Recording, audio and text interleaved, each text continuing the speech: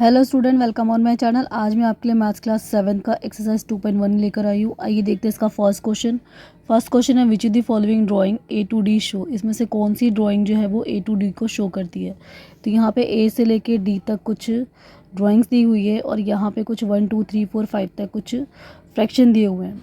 तो इसको बताना है कि कौन सा फ्रैक्शन कौन सी ड्राइंग से मैच करता है। तो आइए देखते हैं इसका फर्स्ट है 2 × 1/5, ठीक है। सेकंड है 2 × 1/2, थर्ड है 3 × 2/3 और फोर्थ है 3 × 1/4। तो पहला ड्राइंग है, यहाँ पे 3 सर्कल बने हुए हैं और तीनों सर्कल 3 हिस्सों में बटे हुए हैं, 3 पार्ट में डिवाइड है और 3 में से 2 पार्ट जो है वो तीनों में शेडेड है, ठीक है। तो इसके लिए इसका मतलब इसमें यहाँ पे ये वाला जो फ्रैक्शन है वो ठीक है। यहाँ पे 3 सर्कल है तो 3 सर्कल की 3 आ जाएगा और यहाँ पे 3 सर्कल जो है वो 3 पार्ट में डिवाइड है तो इसके लिए यहाँ पे 3 आ जाएगा और उसमें से 2 जो है वो शेडेड है, सब में 2 2 शेडेड है तो यहाँ पर 2 आ जाएगा। तो 3 सर्कल के लिए, 2 शेडेड पार्ट के लिए और 3 डिवाइड में जो बटे हुए हैं सर्कल उसके लिए। तो 3 × 2/3 जो है वो इसका सही भिन्न होगा।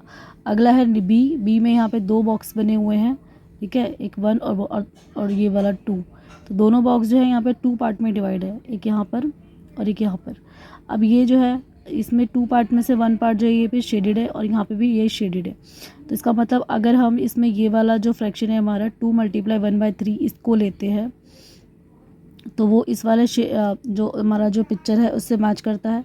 तो 2 बॉक्सेस के लिए यहाँ पे 2 आ जाएगा। उसके बाद यहाँ पे इसके 2 पार्ट्स में डिवाइडेड है तो यहाँ पे नीचे 2 आ जाएगा जिसमें से 1 जो है वो शेडेड है तो यहाँ पे 1 पार्ट शेडेड आ जाएगा। तो 2 × 1/3 ये इसका आंसर हो जाएगा। इसका नेक्स्ट सी पार्ट है, यहाँ पे 4 बॉक्सेस है, ठीक है, 4 बॉक्सेस है और चारों 4 पार्ट्स में डिवाइडेड है यहाँ पर इस तरीके से, दिख रहा है आपको। और यहाँ पे एक एक जो है इसमें चारों में से एक एक हिस्सा जो है वो शेडेड हिस्सा, एक एक हिस्सा शेडेड हिस्सा है। तो इसका मतलब इसके लिए हम ये वाला जो थर्ड वाला हमारा फोर्थ वाला जो फ्रैक्शन है वो सही रहेगा क्योंकि 3 जो है वो 3 बॉक्सेस के लिए है और 1/4 का मतलब यहाँ पे हर बॉक्स में 4 पार्ट है और 4 पार्ट में से एक पार्ट शेडेड है। तो एक शेडेड पार्ट के लिए 1 और टोटल 4, 1 2 3 4 पार्ट के लिए 4। तो यहाँ पे आ जाएगा 3 × 1/4, ठीक है।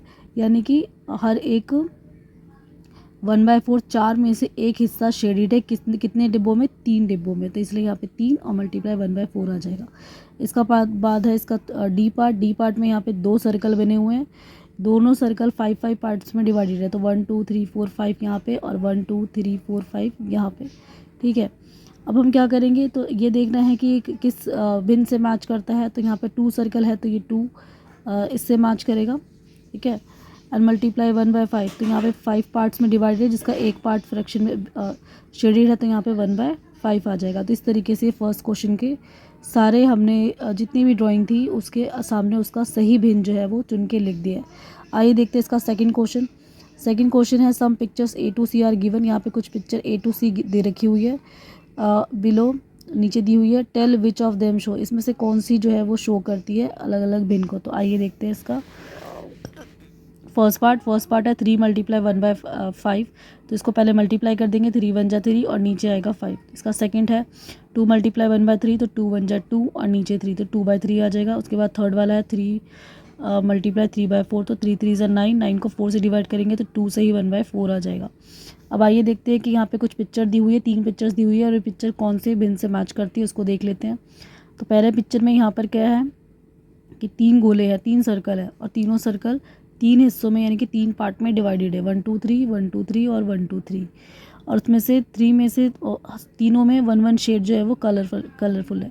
तो इसका मतलब इसमें अगर हम 2 × 1/3 वाला जो हिस्सा है इसे लगा देंगे तो आ जाएगा यहाँ पे 2/3। तो 2/3 का मतलब कि यहाँ पे जो 3 का डायग्राम बने हुए हैं, 3 सर्कल बने हुए हैं, उसमें से सबके जो है 2 वाले जो हिस्से जो है वो कलरफुल है। तो इसका ये आंसर आ जाएगा। अब अगला आता है नेक्स्ट बी पार्ट में है यहाँ पर 1 2 3 4 मतलब कि यहाँ पे पहले ट्रायंगल देख लीजिए। बड़ा ट्रायंगल है, 1 2 3 ट्रायंगल है, तीनों ट्रायंगल में 4 हिस्से हैं, 1 2 3 4 1 2 3 4 1 2 3 4 4 हिस्से हैं, ठीक है। अब यहाँ पे क्या है कि 1 2 3 4 इस ट्रायंगल के पूरे हिस्से हैं और इस ट्रायंगल के भी 1 2 3 4 हिस्से हैं और इक्वल और यहाँ पे एक पूरे ट्रायंगल का एक हिस्सा है। तो अगर हमने यहाँ पर 3 ट्रायंगल थे तो 3 लिया था, फिर इसके 3 पार्ट डिवाइडेड थे यहाँ पर 1 2 3 1 2 3, ठीक है, और 1 2 3, तो यहाँ पे 4 में से 3 डिवाइडेड था तो ऊपर 3 लिखा, फिर 3 3 ज़ा 9, और 9 को जब 4 से डिवाइड किया तो 2 से ही 1/4 आ गया। तो 2 से ही 1/4 दिखाने के लिए पहले हमने ये पूरा 2 ट्रायंगल लिया है और उसको पूरे पार्ट, चारों पार्टों को शेड कर दिया, तो इसका 2 हो गया। और 1/4 का मतलब यहाँ पे एक ट्रायंगल के 4 पार्ट है जिसमें से एक पार्ट कलरफुल है, 4 में से एक पार्ट कलरफुल है, तो इसके लिए इसका आ जाएगा 1/4। तो 2 से ही 1/4 जो है वो इसका सही भिन्न है। आगे आता है सी वाले में यहाँ पे 3 बॉक्सेस है, तीनों 5 पार्ट में 5 पार्ट में डिवाइडेड है, 1 2 3 4 5, 1 2 3 4 5 और 1 2 3 4 5, और तीनों के एक एक शेडेड हिस्से हैं, तो जिसको यहाँ पे नेक्स्ट इक्वल में एक 5 लाइन का बॉक्स दिखाया गया है जिसमें तीनों का जो शेडेड हिस्सा 1 2 3 जो है वो उसमें दिखा दिया गया है और 2 को ऐसे ही छोड़ दिया गया है। तो 5 में से 3 शेडेड हिस्से हैं, तो हम कहेंगे इसको 3/5, तो ये इसके लिए भिन्न होगा। आइए देखते हैं इसका थर्ड क्वेश्चन है multiply and reduce the lowest form. Multiply करके इसको लोवेस्ट फॉर्म में रिड्यूस करना है and convert into mix fraction, उसके बाद मिक्स फ्रैक्शन में कन्वर्ट करना है। तो फर्स्ट क्वेश्चन है 7 × 3/5, तो 7 को 3 से मल्टीप्लाई करेंगे तो 7 3 ज़ा 21 आ जाएगा, नीचे 5 ऐसी का ऐसे ही आ जाएगा। उसके बाद हम इसको डिवाइड करेंगे 21 को 5 से, तो क्या आएगा, 5 के टेबल में 21 नहीं आता, उससे छोटा 20 आता है, तो 5 4 ज़ा 20 ले लेंगे, माइनस करेंगे 21 में से 20 को तो 1 आएगा।